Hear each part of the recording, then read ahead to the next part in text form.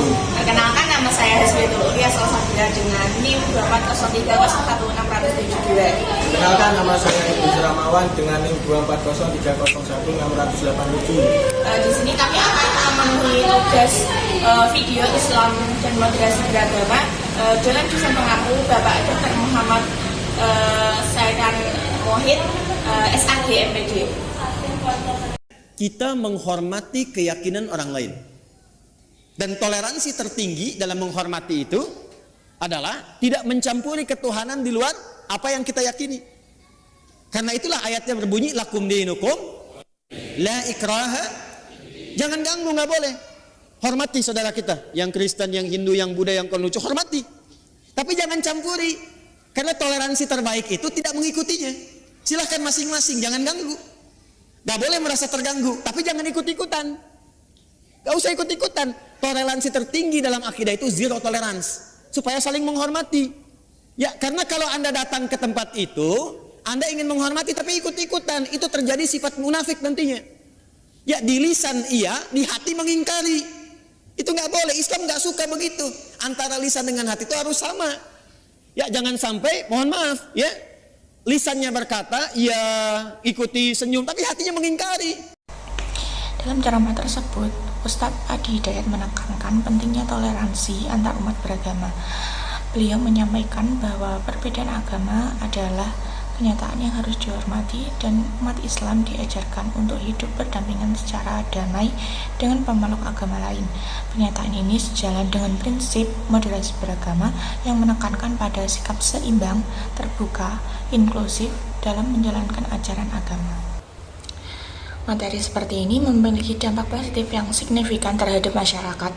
Yang pertama yaitu meningkatkan toleransi sosial. Dengan menyebarkan pesan toleransi, masyarakat didorong untuk saling menghormati perbedaan keyakinan yang dapat mengurangi potensi konflik sosial. Yang kedua, menangkal ekstremisme, yaitu penyampaian ajaran agama secara moderat dengan mencegah penyebaran paham radikal dan intoleran terutama di kalangan generasi muda. Yang ketiga, memperkuat persatuan dan kesatuan. Dengan menekankan nilai-nilai kebersamaan dan saling menghormati, moderasi beragama membantu memperkuat persatuan di tengah keberagaman masyarakat Indonesia. Kesimpulannya, ceramah Ustadz Adi Hidayat tersebut merupakan contoh dari penerapan moderasi beragama dalam kehidupan sehari-hari. Dengan penyampaian pesan-pesan toleransi dan penghormatan terhadap perbedaan, materi seperti ini berperan penting dalam pembangunan masyarakat yang harmonis dan damai. Semua muslim guling-guling kalau jawabin ini. Kalau teman-teman tanya aja orang Islam siapa tuannya, nggak bingung mereka itu, bingung. Nggak tahu siapa tuannya, karena mereka ini tak bertuan, udah dibilang liar. Tak bertuan mereka ini, tak bertuan. Ayo, siapa tuannya orang Islam? Ayo jawab. Diam. Tadi dia pede jawab. Tuannya adalah Muhammad. Sekarang dia nggak mau ngakuin bahwa Muhammad itu tuannya. Nggak bertuan. Ayo, saya cuma tanya ini ya, siapa tuannya orang Islam, yuk. Baiklah, konten video ini saya ambil dari akun TikTok Edis TV.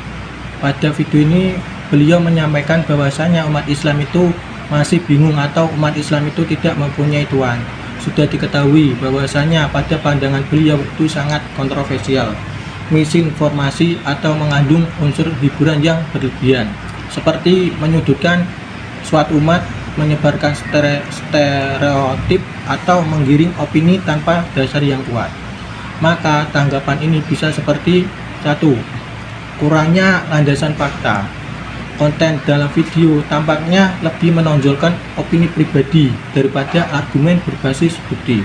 Hal ini berisiko menyesatkan masyarakat, terutama jika narasi ini dibawakan dengan gaya yang meyakinkan. 2. Penggiringan opini terpublik. Video tersebut berpotensi menggiring opini masyarakat dengan framing tertentu yang tidak objektif. Jika narasinya terlalu emosional atau satir tanpa klarifikasi, penonton bisa terprovokasi tanpa berpikir yang kritis. 3. Kurangnya etika digital. Jika video ini menyentil pihak tertentu secara tidak langsung atau menampilkan konten yang berpotensi merendahkan, ini bisa melanggar etika komunikasi di ruang publik digital. Konten itu harus tetap beretika, tidak menghina atau menyesatkan suatu kaum atau komunitas. Pengaruh konten ini terhadap masyarakat. Satu, pengaruh positif jika ditafsirkan secara kritis. Konten ini bisa menumbuhkan diskusi publik yang sehat jika disikapi dengan pikiran terbuka. Bisa membuka sudut pandang yang baru terhadap suatu isu. Pengaruh kedua yaitu pengaruh negatif jika ditelan secara mentah-mentah.